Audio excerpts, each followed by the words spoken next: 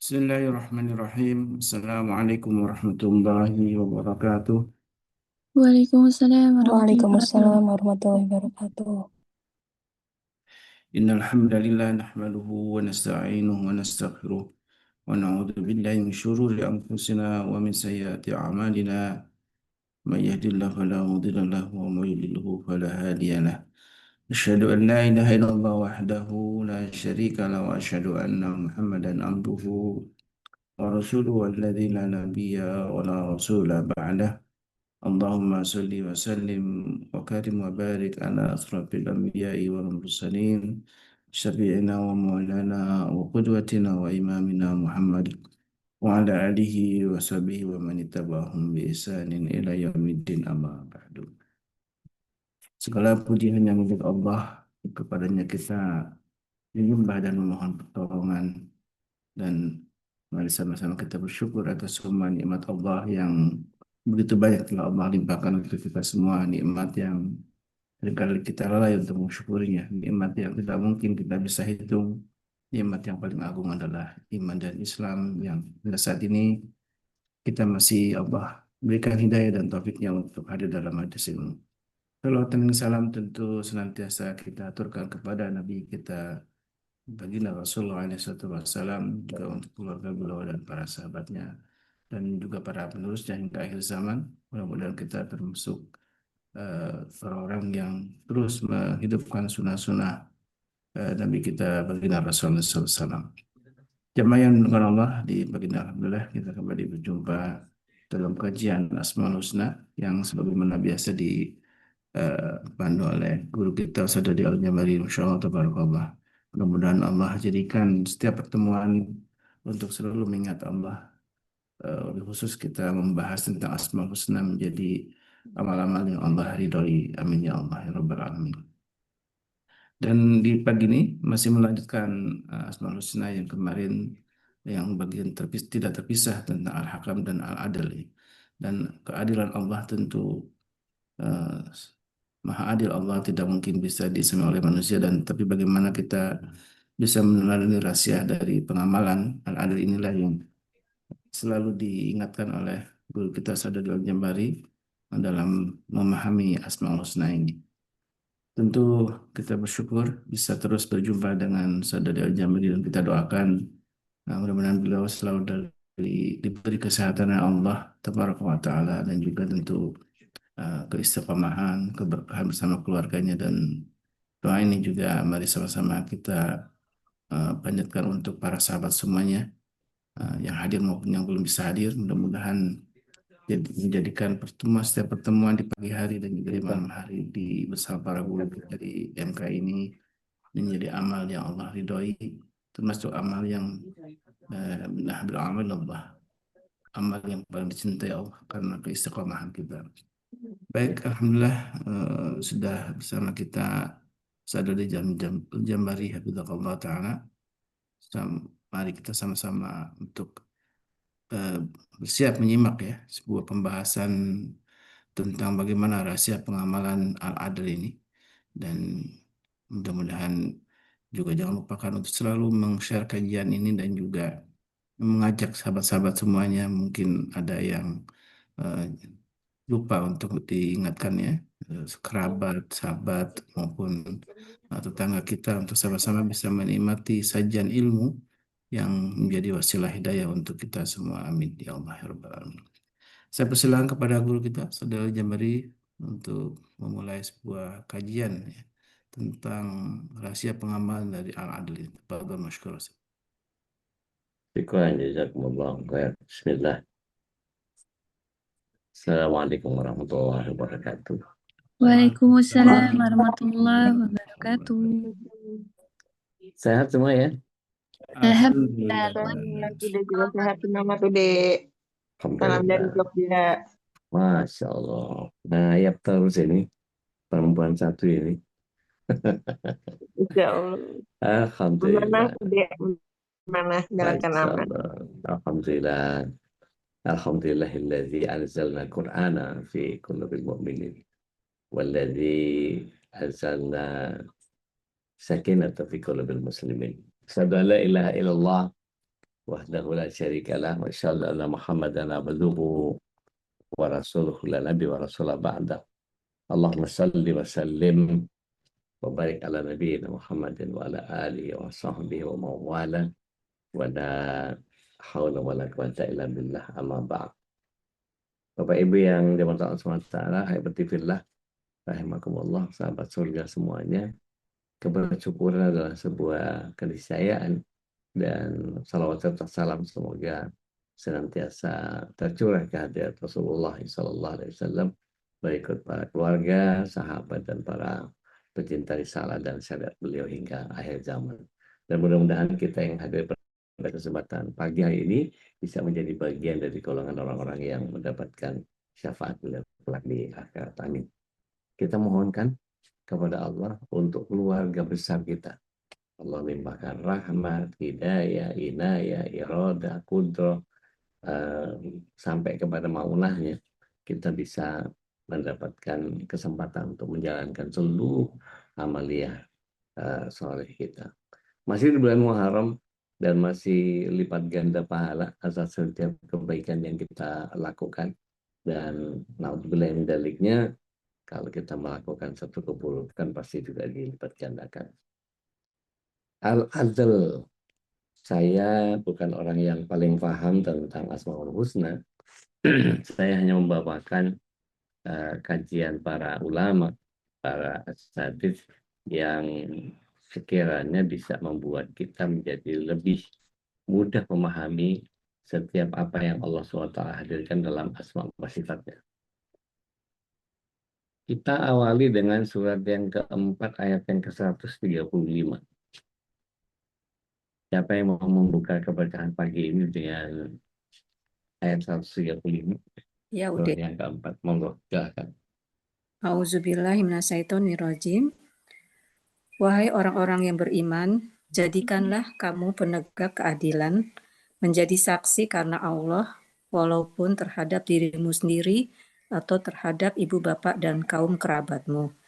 Jika dia yang terdakwa kaya ataupun miskin, maka Allah lebih tahu kemaslahatannya, kebaikannya. Maka janganlah kamu mengikuti hawa nafsu karena ingin menyimpang dari kebenaran. Dan jika kamu memutarbalikkan kata-kata atau enggan menjadi saksi, maka ketahuilah Allah Maha Teliti terhadap segala apa yang kamu kerjakan. Masya Allah. Makasih Kak Bibi. Jadi di situ jelas bahwa jadilah orang yang benar-benar penegak keadilan. Adil seperti yang disampaikan sama Bu Dwi Sundari, Pengalakuang. Adil itu bukan sama rata sama rasa. Adil itu lebih kepada yang kita pahami sebagai menempatkan segala sesuatu pada porsinya. Gitu. Jadi kalau ada pempek ya cukup kuahnya. Tapi kalau cukupnya martabak pasti beda. Gitu. Kalau ada martabak kubang ada cukoknya juga, itu ya pasti beda sama cukoknya pempek gitu ya. Dan kalau misalnya pempek dikasih kuah tewan malah nggak enak itu, apalagi kalau dikasih santan jadi selimpungan ya, itu jadi beda lagi. Pagi-pagi udah ngomongin makanan. Allah ini adalah zat yang maha adil, yang ketika kata adil itu terambil dari kata adalah, yang tersusun dari ain, dal, lam. Rangkaian huruf ini mengandung makna lurus dan sama. Jadi orang yang adil itu punya satu pegangan yang lurus dalam pegangan itu. Dan al-adil itu sendiri bermakna bahwa ketetapan hukumnya bersih dari kedzaliman. Dan tindakannya suci dari kesewenangan. Dan hal ini ditunjukkan dengan ketepatannya dalam menempatkan sesuatu sesuai haknya. Dia tidak pernah memihak pada siapapun dalam mengambil keputusan, sehingga tidak akan pernah ada yang dirugikan. Tidak ada yang dirugikan sedikit pun, dan tidak akan memperoleh balasan sesuai dengan dan akan memperoleh sesuai balasan dengan apa yang sudah pernah berbuat sebelumnya. Kita buka surat 36, surat Yasin. Ayatnya yang ke-54. Ada yang mau baca, monggo silakan.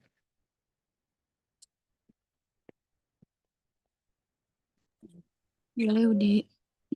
Agak. Ayat 54 Yasin. Auzubillahiminasyaitonirrajim. Maka pada hari itu, seseorang tidak akan dirugikan sedikit pun, dan kamu tidak akan diberi balasan, kecuali sesuai dengan apa yang telah kamu kerjakan. Maka oleh karena sifatnya itu, Allah Al-Adil berhak melakukan apapun sekehendaknya tanpa ada satupun yang bisa menentang atau menghalangi. Seperti yang tadi dia sampaikan. Komentarnya Ibnu Ajibah dalam Al-Husaini, di beberapa ulama yang lain menyatakan, tapi maksud saya gini, karena keterbatasan ilmu dan pemahaman, manusia seringkali tidak mampu membaca keadilan Allah. Ini kalau kita baca secara tepat, ya, dia menganggap Allah itu tidak adil karena keputusan Allah itu dirasa janggal atau merugikan dirinya. Padahal Allah selalu memberikan adilnya itu sesuatu pada manusia dengan jalan terbaik menurut perhitungan Allah yang tidak akan pernah keliru.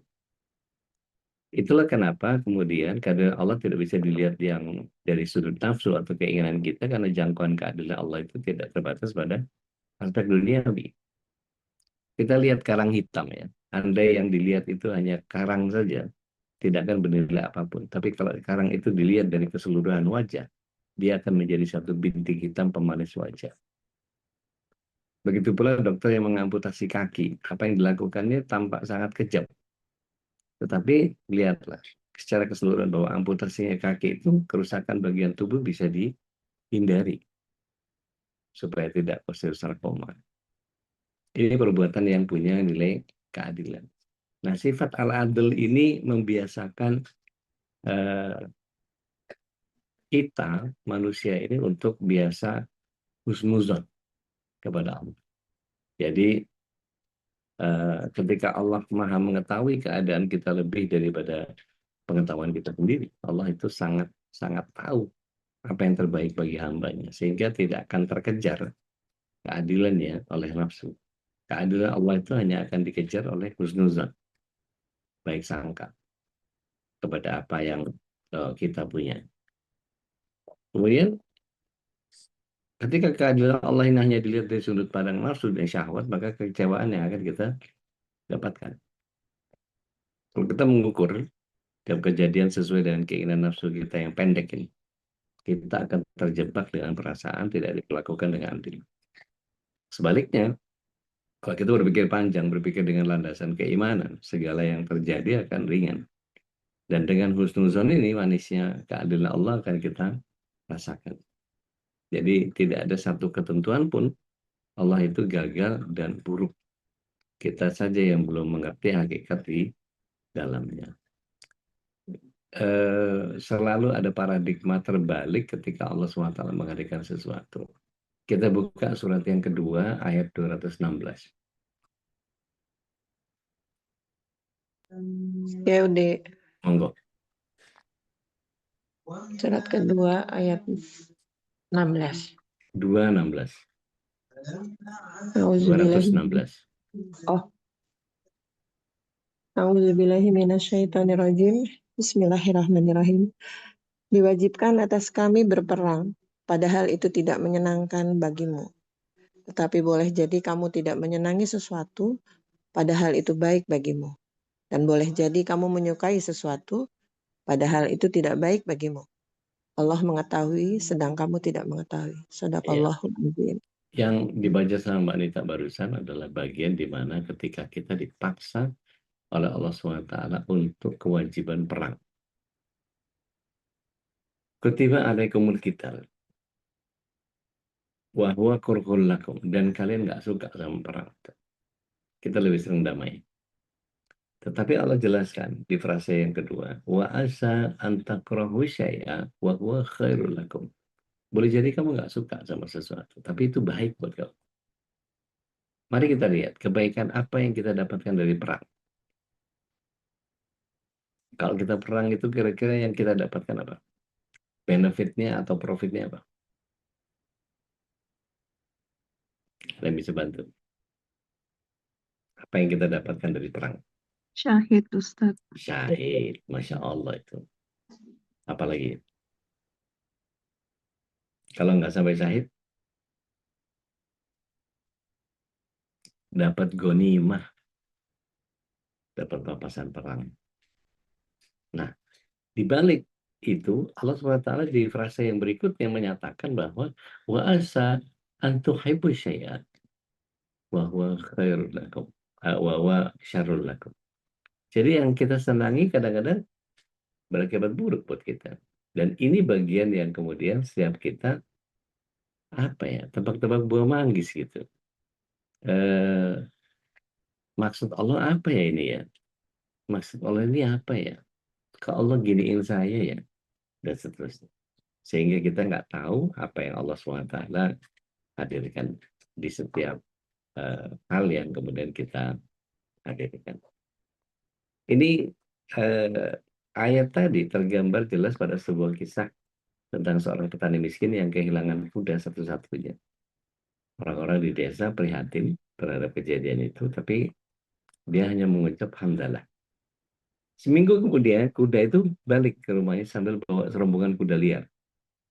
Maka petani itu mendadak menjadi orang kaya. Orang-orang di desanya berduyun-duyun mengucapkan selamat kepadanya, akan tetapi dia hanya mengucapkan alhamdulillah.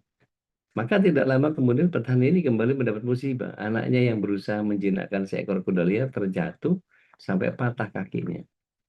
Orang-orang desa prihatin sama beliau. Tapi lagi-lagi si petani mengucapkan pujian kepada Allah. Alhamdulillah. Apa yang terjadi? Setelah sepekan peristiwa itu berlalu, sekumpulan tentara masuk ke desa untuk mencari para pemuda untuk wajib militer.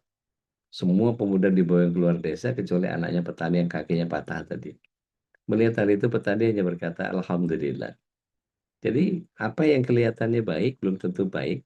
Sebaliknya apa yang kelihatan buruk belum tentu buruk.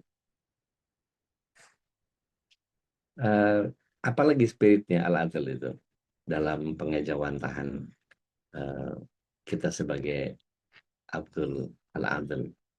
Kita mesti adil dalam membagi waktu. Ada banyak hal yang bisa kita teladani dari asma Allah al-adl ini, bahkan seluruh aspek kehidupan kita, baik yang berhubungan dengan diri sendiri, orang lain, atau bahkan dengan Allah, harus dikelola dengan penuh keadilan. Artinya, kita dituntut untuk menempatkan sesuatu sesuai haknya. Salah satu aspek yang paling penting adalah hidup ini, di mana prinsip keadilan wajib dijalankan di dalamnya adalah manajemen waktu. Ketika Islam sangat menaruh perhatian kepada waktu, tanpa manajemen waktu kita tidak berbasis keadilan, jatah waktu yang kita miliki ini akan banyak yang tersia-siakan dan tidak jelas peruntukannya. Padahal Islam sangat perhatian pada waktu. Di dalam Al-Quran bertebaran ayat yang berhubungan dengan waktu. Berkali-kali Allah bersumpah dengan nama waktu. Apa contoh ayat yang Allah bersumpah dengan waktu? Apa aja? Coba saya dibantu. Wal asri. Asr, Wadduha, duha, walail, al-lail, Lain. dan lain-lain. Gitu. Itu banyak betul. Ketika Allah menggunakan waktu ini menandakan betapa penting waktu sampai dijadikan mau kosong atau menjadi sumpah oleh Allah SWT. Dan mengingat pentingnya waktu itu, kita layak bertanya sejauh mana komitmen kita terhadap waktu. Apabila kita termasuk orang yang meremehkan waktu, tidak kecewa saat pertambahan waktu tidak menghasilkan peningkatan kualitas diri, bersiap-siaplah menjadi pecundang dalam hidup. Kenapa tidak? Disadari atau tidak, kita ini telah, sedang, dan akan selalu berpacu dengan waktu. Satu desah nafas itu sebanding dengan satu langkah menuju maut. Alangkah ruginya ketika banyak keinginan, melambung angan-angan, dan meluapnya harapan, tapi tidak diimbangi dengan meningkatkannya kualitas diri. Maka siapapun yang bersungguh-sungguh mengisi waktunya dengan kebaikan, pasti Allah memberikan yang terbaik bagi orang tersebut. Jadi, efektivitas penggunaan waktu ini sangat dipengaruhi oleh keterampilan kita dalam membaginya. Ada hak belajar, ada hak bekerja, ada hak tubuh, ada hak keluarga, ada hak ibadah yang juga hak evaluasi diri.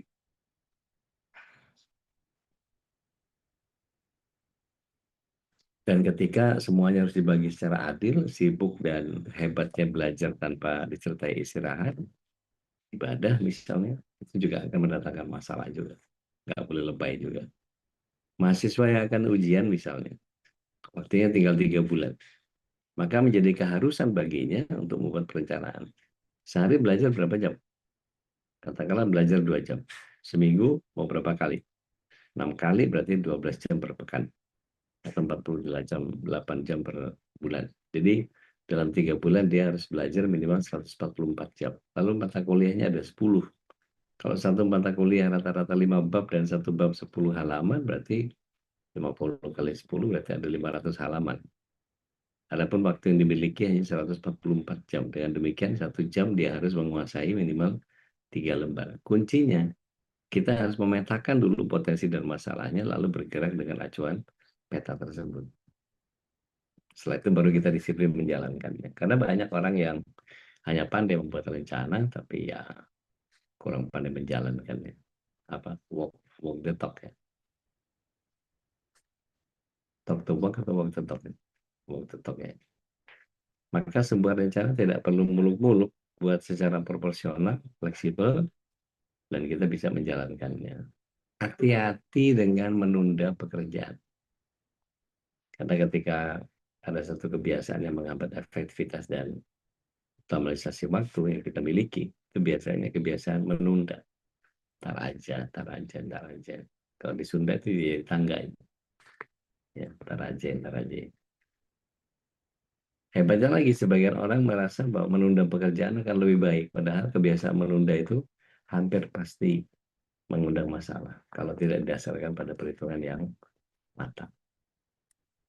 Dalam setiap waktu ada kewajiban yang harus kita tunaikan. Andaikan kita tunda, maka pekerjaan ini akan yang lain akan menyusul sehingga pekerjaan makin menumpuk. Akhirnya ada banyak energi, waktu, dan biaya yang terbuang, cuma berpeluang memunculkan rasa enggan untuk mengerjakannya. Contohnya misalnya seorang pelajar yang menghadapi ujian misalnya. Saya akan belajar nanti malam aja supaya lebih tenang. Ketika malam datang, ya, dia berkata lagi, nanti aja menjelang hari H. Saya ntar belajar mati-matian. Satu malam di hari H tiba-tiba muncul lagi alasan agar lebih masuk saya akan belajar nanti subuh. Apa yang terjadi? Subuhnya terlambat, dia bangun kesiangan, dan telat masuk ruang kelas. Nah, kalau sudah begitu, ada sebuah nasihat dari Imam Hasan al-Basri yang layak kita renungkan. Waspadalah kamu dari menunda pekerjaan. Karena kamu berada pada hari ini, bukan pada hari esok. Kalau esok menjadi milikmu, maka jadilah kamu seperti hari ini. Kalau esok tidak menjadi milikmu, niscaya kamu tidak akan menyesali apa yang terjadi dan berlalu tanpamu. Spirit al-adl ini kita harus jadi orang yang berilmu.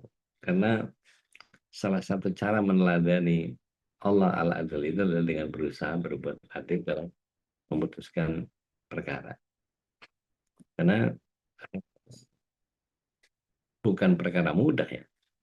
Untuk berbuat adil itu kita harus mampu mengikis ego atau mengikis kelemahan. Artinya harus tegas, harus taat asas, dan tentu saja punya pengetahuan tentang standar keadilan. Layaknya seorang hakim yang profesional, pengetahuan tentang standar keadilannya, mana yang benar, mana yang salah, mana yang harus dilakukan, mana yang tidak boleh dilakukan, putusan mana yang membawa kebaikan dan wajib menjadi bagian dari diri kita. Dan hal ini semacam ini bisa sulit dilakukan oleh orang yang sedikit ilmunya. Maka semakin banyak, luas, dan lebarnya ilmu kita, maka semakin mampu kita berbuat keadilan. Makin banyak ilmunya, akan makin terampil kita melakukan sesuatu secara tepat, mulai dari ngurus badan yang berhubungan dengan orang tua, dan seterusnya. Maka peneladanan terhadap asma Allah al-adl ini menuntut kita untuk menjadi seorang pembelajar yang tangguh dan tidak berhenti untuk terus belajar, menambah ilmu, wawasan, dan pengalaman. Kita bisa berkaca pada para nabi, para sahabat terpilih. Dan juga para ulama-ulama besar dengan ilmunya yang mumpuni, mereka mampu menjadi hakim atas segala macam permasalahan umat. Mereka mampu memberikan jawaban yang melegakan atas masalah sepelik apapun yang diajukan kepada mereka. Dan lihat bagaimana Nabi Sulaiman memutuskan perselisihan dua orang ibu yang berebut bayi dalam satu pertikaian dengan sangat brilian. Lihat bagaimana juga Rasulullah SAW memutuskan begitu banyak permasalahan pelik di Madinah, mulai dari permasalahan di tengah para sahabat, permasalahan kaum munafik, orang kafir Quraisy, bahkan termasuk pula permasalahan orang-orang Yahudi. Semua keputusan beliau itu selalu tepat dan membawa kebaikan. Kenapa? Karena beliau ilmu yang dimiliki, gitu ya. Apakah sekedar ilmu? Enggak. Orang beriman akan selalu melibatkan Allah dalam sebuah aspek kehidupan, termasuk memutuskan segala sesuatu dalam tataran hukum. Makanya meneladani Allah ala dulu harus melahirkan semangat untuk terus belajar dan mendekat kepada Allah Azza wa Jalla. Maka dengan wasilah keilmuan yang mumpuni dan keimanan yang mantap, seorang hamba bisa menjadi hakim yang adil buat keluarganya, buat dirinya, buat lingkungannya, bahkan level sebuah negara. Ini karakter yang diharapkan hadir pada diri orang yang beriman. Di ayat 135 surah An-Nisa tadi yang dibaca sama Kak Hifzi, wahai orang yang beriman, jadilah kamu yang benar-benar penegak keadilan, menjadi saksi karena Allah, biarpun terhadap dirimu sendiri atau ibu bapak kaum kerabatmu. Jika dia kaya atau miskin, maka Allah lebih tahu kemaslahatannya, maka jangan kamu mengikuti hawa nafsu karena ingin menyimpang dari kebenaran. Dan ketika engkau memutarbalikkan kata-kata atau enggan menjadi saksi, maka sungguh Allah adalah maha pengetahuan segala apa yang kamu kerjakan. Nabi Musa alaihissalam itu dalam munajatnya di Bukit Tursina itu minta begini, ya Allah, tunjukkan keadilanmu kepadaku. Maka Allah berfirman kepada Nabi Musa, jika aku tampakkan keadilanku padamu, niscaya engkau tidak akan sabar dan tergesa-gesa menyalahkan. Dengan taufikmu, kata Nabi Musa, aku akan bersabar menerima dan menyaksikan keadilan. Maka Allah SWT menyatakan, pergilah engkau ke sebuah mata air, bersembunyilah engkau di dekatnya dan saksikan apa yang terjadi. Maka Nabi Musa alaihissalam pun pergi ke mata air yang ditunjukkan kepadanya. Tidak lama datang ke seorang penunggang kuda, dia turun dari kudanya, ngambil air dan minum, lalu dia menyimpan sekantong uang dengan tergesa-gesa, dia pergi, lupa dibawa uang yang disimpan. Tidak lama kemudian datang seorang anak kecil yang mengambil air, dia melihat sekantong uang, lalu mengambilnya langsung pergi. Setelah anak itu pergi, datang seorang kakek buta, dia ngambil air untuk minum, berwudu dan sholat. Setelah selesai sholat, si kakek datang penunggang kuda untuk mengambil uang yang tertinggal. Dia menemukan kakek buta itu sedang berdiri, akan segera beranjak pergi. Wahai kakek tua, kau pasti mengambil kantongku yang berisi uang. Betapa kaget kakek itu. Bagaimana saya bisa mengambil kantongmu, sementara mataku tidak bisa melihat? Kamu jangan berdusta, tidak ada orang lain di sini selain, kata si penunggang kuda. Setelah bersetinggal, akhirnya kakek buta itu dibunuhnya. Kemudian dia menggeledah baju si kakek, sayang tidak menemukan uang yang dicari. Ketika melihat kejadian itu, Nabi Musa protes kepada Allah. Ya Allah, hamba sungguh tidak sabar melihat kejadian ini, namun hamba yakin engkau maha adil. Mengapa kejadian ini bisa terjadi? Allah Ta'ala mengutus malaikat Jibril untuk menjelaskan apa yang terjadi. Wahai Musa, Allah maha mengetahui hal yang gaib yang tidak engkau ketahui. Anak kecil mengambil kantong uang itu sebenarnya mengambil haknya sendiri. Dulu ayahnya pernah bekerja pada si penunggang kuda, tapi jeripayanya tidak dibayarkan. Jumlah yang harus dibayarkan sama persis dengan yang diambil anak itu.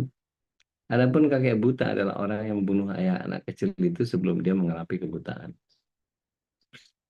Masya Allah. Jadi betul-betul desain yang Allah SWT desain menjadi sangat luar biasa. Jadi bagaimana kita meneladani al-adl ini? Senantiasa jaga sikap, berbaik sangka kepada Allah Azza wa Jalla terhadap setiap musibah yang Allah tetapkan untuk kita. Apapun yang ditetapkan Allah pasti baik. Itu yang harus kita yakini. Menjadikan sikap adil sebagai bagian dari akhlak kita. Entah itu adil kepada diri, kepada keluarga, lingkungan, bahkan adil terhadap sesama muslim. Bahkan sama musuh sekalipun. Hindari untuk melanggar keadilan sekecil apapun, sebab selain merugikan orang lain, pasti akan kembali kepada diri kita sendiri. Tambahkan ilmu, wawasan, dan pengalaman agar kita menjadi orang yang berilmu. Sesungguhnya dengan ilmu yang kita miliki, seorang yang alim akan lebih mampu berbuat adil daripada orang yang kurang ilmunya. Kemudian minta kepada Allah agar dijauhkan dari kezaliman dan dari berbuat zalim yang tidak adil.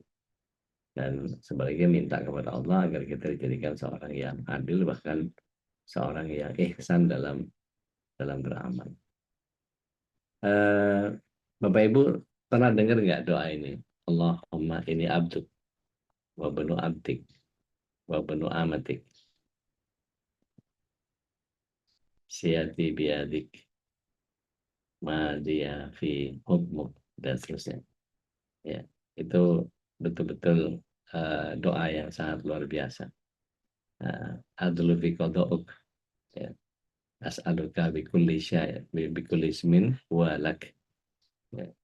Itu meminta kepada Allah dengan sangat luar biasa. Engkau turunkan namamu dalam kitabmu, atau engkau ajarkan kepada salah satu makhluk ciptaanmu, atau engkau sembunyikan dirimu gaib yang engkau miliki. Di bagian akhir doa ini menjadi luar biasa, yaitu anta aja'al Qur'ana, ya, Robiya Kolbi. Jadikan Quran sebagai pelega hati, ya. Wa nura sadri, penerang dadaku. Kemudian dikatakan wajala'a husni, dan pelenyap kesedihanku, penghilang rasa gelisah. Sesungguhnya sholat itu sangat berat untuk dijalankan kecuali orang-orang yang khusyuk, yang meyakini perjumpaan kepada Allah. Mereka tahu akan dikumpulkan di hari kiamat, dihadapkan pada hitung-hitungannya. Pada waktu itu urusan mereka akan dikembalikan kepada Allah sesuai dengan kehendak Allah. Allah Maha Kuasa untuk menghakimi segala urusan dengan keadilannya. Maka saat meyakini hari yang dijanjikan tersebut, mereka menjadi ringan untuk menjalankan ketaatan dan meninggalkan aneka kemungkaran. Ibnu Katsir menjelaskan seperti itu. Wallahu a'lam. Mudah-mudahan jadi bagian yang membuat kita menjadi tahu bagaimana rahasia pengamalan daripada al-adl ini. Saya kembalikan dulu ke Ustaz Khalis. Tafadhol Mas Ustaz. Insyaallah, tabarakallah, jazakallah khairan. Saudari Al-Jambari, tema tentang keadilan Allah itu memang yang banyak berkaitan ya dengan kehidupan kita sebenarnya. Karena adil Allah tentu seringkali kita tidak menganggapnya kebaikan untuk kita semua. Nah itulah bagaimana tadi rahasia pengamalan dari keadilan Allah ini dalam kehidupan sehari-hari kita. Dan silakan jamaah, masih ada waktu kita untuk bertanya atau mungkin sharing bagaimana memahami rahasia keadilan Allah dalam kehidupan kita. Silakan Teh Nadi. Assalamualaikum warahmatullahi wabarakatuh. Waalaikumsalam warahmatullahi wabarakatuh. Tadi kan disebutkan sifat ini membuat kita husnuzon pada Allah gitu ya. Itu kalau dipikirin iyalah udah pasti gitu ya dengan sifat itu. Tapi badan kita, pikiran kita, atau bisikan-bisikan dari sekitar kita tuh kadang-kadang bikin kita membelok terus gitu. Gimana antisipasi terhadap distraksi diri kita ini sama bisikan-bisikan orang yang kadang gini bilangnya. Harusnya kan nggak gitu, harusnya begini gitu. Yang kita kan udah tenang, udah enak gitu. Ya Allah punya yang terbaik gitulah. Kita mah nggak tahu apa-apa gitu ya. Tapi bisikan-bisikan itu suka datang lagi di sekitar kita gitu. Kitanya udah kuat, orang-orang malah gitu. Gimana Ude? Syukron. Baik, bismillah. Assalamualaikum ala Rasulillah. Was-was milah syaitan tuh kira-kira berhenti kapan Teh? Sampai mati. Dari situ udah kelar tuh. Iya. Dari situ udah kelar. Jadi apapun yang jadi prinsip pemahaman kita, ketika kita tahu bahwa apa yang kita lakukan itu adalah benar secara prinsip, bismillah. Orang mau ngomong apa kayak udah amat. Jadi saya sering kali ketika konseling atau apapun yang mereka jadikan sebagai argumentasi atau apalah, mereka ingin mendebat apa yang saya sampaikan dan seterusnya, saya tentu kembali kepada prinsip bagaimana Al-Quran dan Sunnah yang saya pahami atau prinsip-prinsip dasar kaidah atau fikih atau tataran yang sedang kita bincangkan, maka kembali kepada itu. Jadi kalau ada yang meragukan atau apa segala macam, ya monggo. Kalau memang ada keputusan yang harus disepakati bareng-bareng, ya monggo aja silakan. Gitu. Misalnya pada saat kawan-kawan minta ke saya visual branding, saya bilang kalau banner itu ditaruh di meja, di bagian meja ke bawah, itu nggak kelihatan karena begitu orang ngantri ketutup sama badan mereka. Terus gimana caranya? Letakkan di hadapan mereka, jadi jadi backdrop. Jadi sambil melayani jadikan backdrop sehingga kelihatan ada varian-varian produk di situ, ada image korporat yang mau ditampilkan atau ada slogan-slogan yang ingin ditanamkan kepada begitu banyak orang, ya maka saya sarankan prinsip-prinsip dasar itu gitu. Nggak kelihatan secara logik kalau ditaruh di meja sebagai skirting gitu, ya ketutupan sama orang yang ngantri. Tapi kalau di belakang backdrop itu bahkan dari jauh pun masih kelihatan. Apalagi naruhnya agak lebih tinggi sehingga bisa jadi view-nya begitu banyak orang. Tapi kalau kemudian oleh panitianya nggak boleh nempelin sesuatu atau apa segala macam, bisa nggak kita minta saya nempelin sesuatu nggak akan merusak dinding, saya ikat pakai kenur sehingga ini nggak ngerusak, saya akan pegangin. Jadi nggak nancepin sesuatu, nggak bolongin sesuatu karena kita ikat pakai kenur. Ketika itu diperbolehkan, kita bisa dengan leluasa mengaturnya. Tapi kalau kemudian nggak boleh nempel-nempel, ya sudah boleh apa boleh buat gitu. Itu yang jadi bagian kalau kita berurusan sama itu. Nah, tinggal balik lagi. Prinsip yang kita pahami kira-kira masih bisa dinego nggak? Masih bisa digeser nggak? Gitu. Kurang lebih begitu teh. Ya udah, punten kalau misalnya Mangga. dihadapi itu adalah orang yang lebih tua dari kita gitu.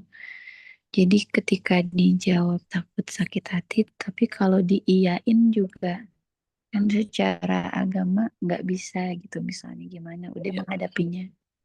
Saya biasanya benturkan dengan kaidah. Jadi tanpa harus menolak apa yang beliau sampaikan. Bagus itu. Bagus banget. Luar biasa. Tapi Rasulullah SAW ngajarin nggak gitu. Nah itu jadi disampaikannya dengan pola yang seperti itu. Kalau saya sih ya, kalau saya sih milihnya bagaimana Rasul Sallallahu Alaihi Wasallam mengajarkan kepada kita itu yang diikuti, bukan yang kita mau gitu. Tapi kalau memang maunya pakai hawa nafsu kita ya monggo silahkan. Saya nggak ikut-ikut gitu. Sehingga kita bukan jadi bagian kerusakan itu atau kita bukan bagian dari kesalahan-kesalahan yang dibuat gitu. Kita sampaikan seperti apa halnya yang seharusnya seperti apa gitu. Dan itu sering kali saya berhadapan sama orang untuk mohon izin Bapak Ibu, saya bukan bermaksud untuk apa-apa, tapi ini kalau kita melakukan ini kata beberapa ulama gitu boleh dibantu saya cari pendapatnya siapa yang membolehkan itu. Tapi ketika apa namanya saya bentak untuk kemudian misalnya saya menyampaikan bahwa kepentingan kita membaca Al-Quran itu jauh lebih penting daripada sholat. Tapi dibantah sama yang punya rumah. Enggak, menurut saya sholat yang lebih penting. Apapun alasannya, kalau ada apapun alasannya ya monggo silakan. Kalau Bapak bersikukuh dengan pendapat itu silakan. Tapi ayatnya tidak menyatakan seperti itu. Saya lebih melihat kepada surat 29 dan 45. Si Bapak itu dengan kencang mengatakan, bisa diam nggak Ustaz? Udah, kalau udah begitu ya saya, oke. Berarti kebenaran yang ditegakkan sama saya cuma bisa berhenti sampai situ. Jadi saya berusaha adil untuk kemudian Sampai si anak-anaknya datengin saya, Ustaz mohon maaf ya, Bapak suka gitu. Nggak apa-apa, saya bilang namanya orang tua. Orang tua itu maunya menang sendiri. Gitu. Tapi ada yang begitu tuh modelnya. Nah, saya menjelaskan kadang-kadang, nggak tahu, teman-teman masih ingat nggak, mana yang lebih penting baca Quran sama sholat? Nah, itu dibantah sama Baca beliau. Quran.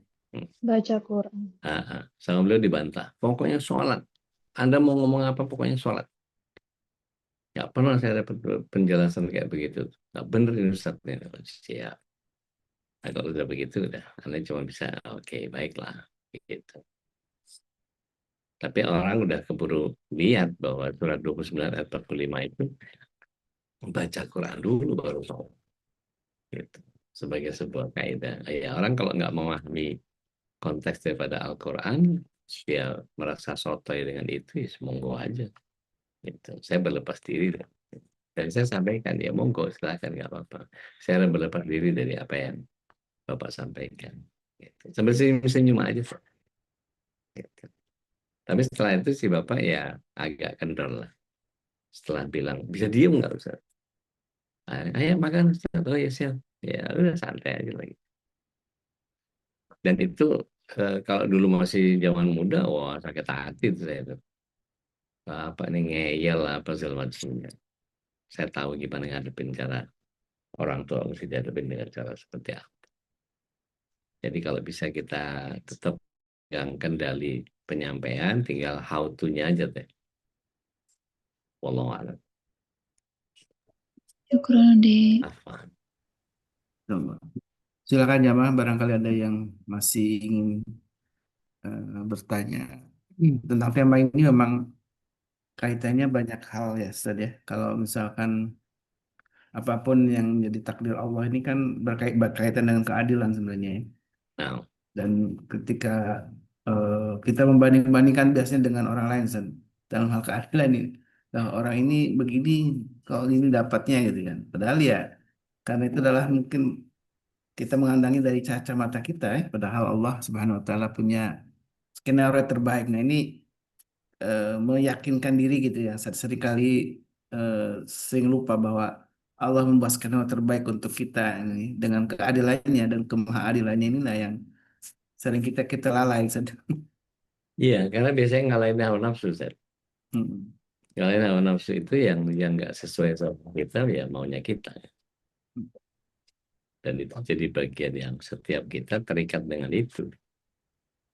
Oh nggak mau yang namanya berhadapan sama kepentingan banyak orang itu, kata Imam Syafi'i, ridho nafsi kalau isyan koror, wayatawala tudrak. Membuat semua orang bahagia dengan keputusan kita itu sebuah hal yang mustahil. Nggak mungkin orang ridho semua. Allah yang maha adil saja, keputusannya nggak adil buat semua orang. Larangan zina buat para bezina, marah mereka. Nggak boleh nyolong buat para maling-maling, marah mereka. Apalagi buat orang yang korupsi.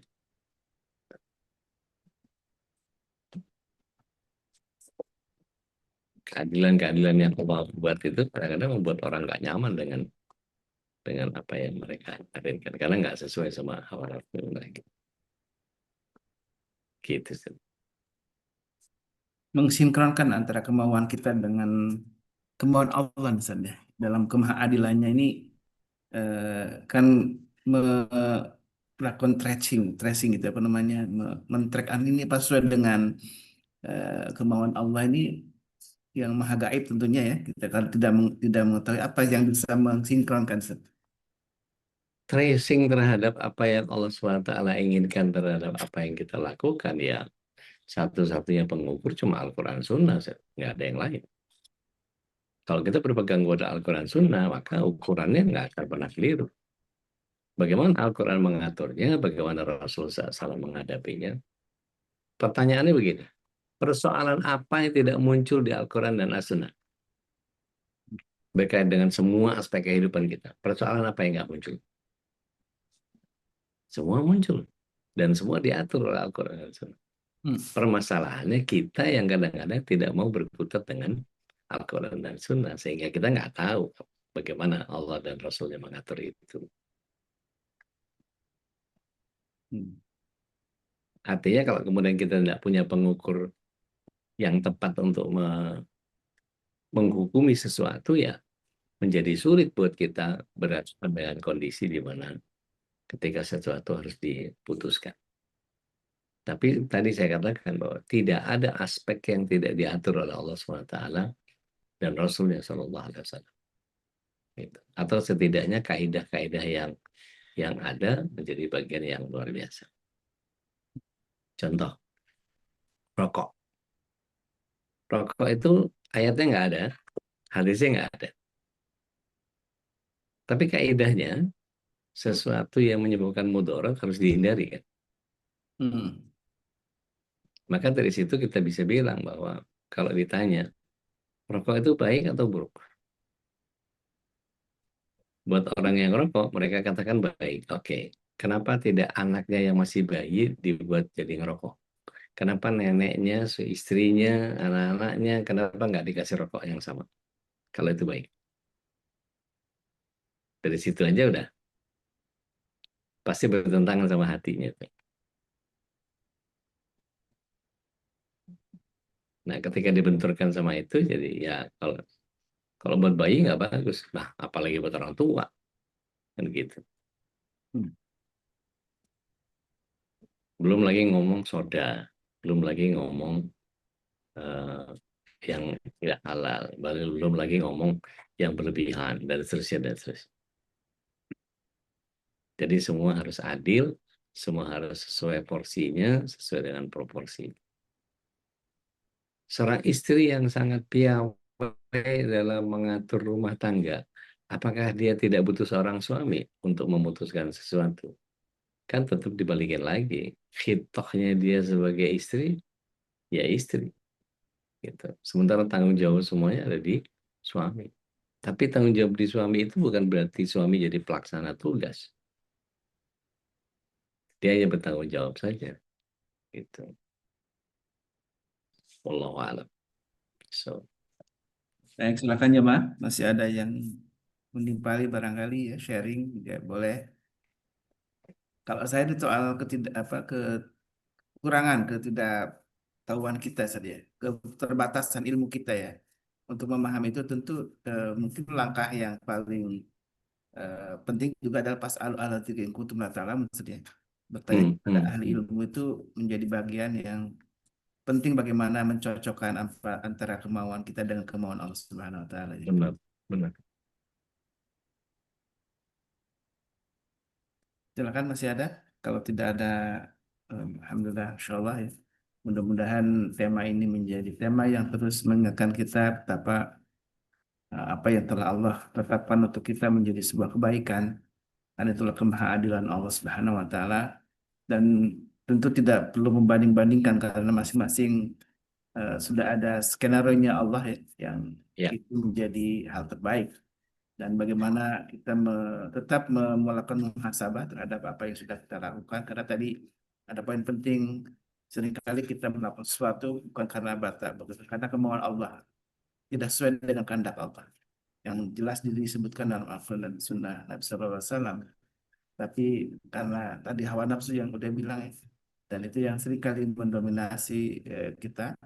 Apalagi tadi was-was setan ini tidak akan pernah berhenti di akhir ayat kita, dan ketika itu terus dilakukan ya memang tarik menarik saja antara hawa nafsu, kemudian ikhtiar kita untuk terus mensinkronkan dengan kehendak Allah Tabaraka wa Ta'ala dan Rasulnya gitu. Dan itu memang sebuah perjuangan yang terus sampai akhir hayat kita ya, tidak akan pernah berhenti. Karena Benar, itulah nggak penting kelar kalau itu. kita ngaji itu kan dalam konteks pas'alu ahla dzikri in kuntum la ta'lamun maksudnya. Nah, Dan bertanya kepada ahli ilmu kalau kalian tidak mengetahui. Makanya jadi hukumnya wajib sebenarnya. Ngaji itu hukumnya wajib kalau dikaitkan dengan tadi kita memahami syariat ini. karena gini Ustaz, ada satu dosa yang tidak bisa dihapus dengan istighfar. Dosanya orang yang tidak mau belajar. Karena belajar itu wajib. Jadi kalau misalnya ada kondisi di mana apa namanya seseorang yang tidak mau belajar tentang ilmu apapun ya, ilmu apapun.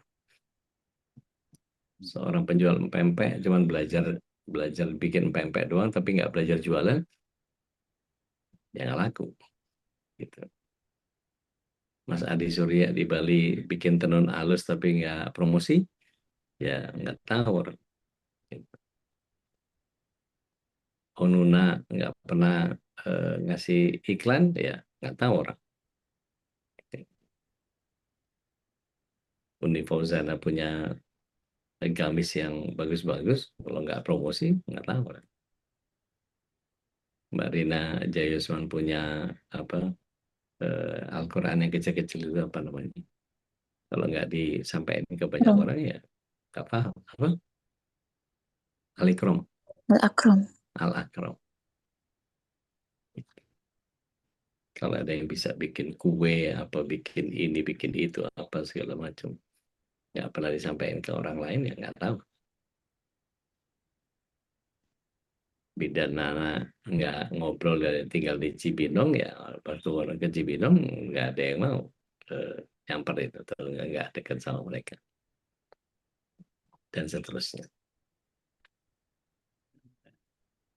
Jadi adil itu kadang-kadang menempatkan sesuatu pada posisinya.